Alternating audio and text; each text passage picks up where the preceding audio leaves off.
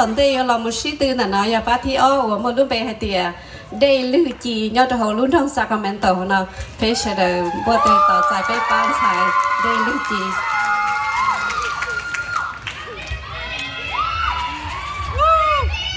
Go Abby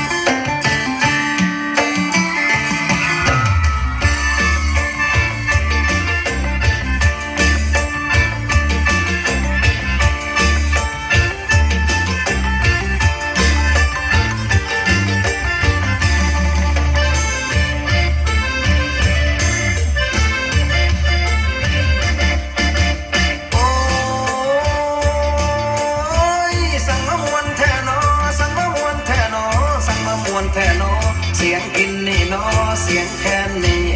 เนาะ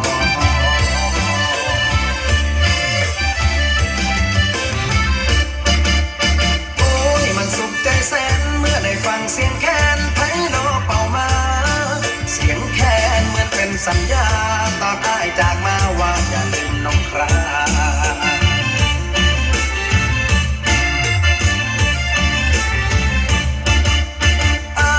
ฟังเสียงพิน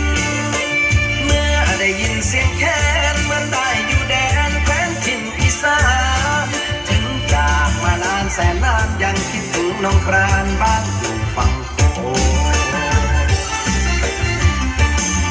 ถึงอ้ายสิอยู่เมืองหลวงยังคิดทอดพุ่มพวงด้วยใจซื่อตรงยามใดคิดถึงอนงจ้างวงไหมทั้งวงมาร้องเพลงกล่อมน้องจ้างวงไหมทั้งวงมาร้องเพลงกล่อมน้อง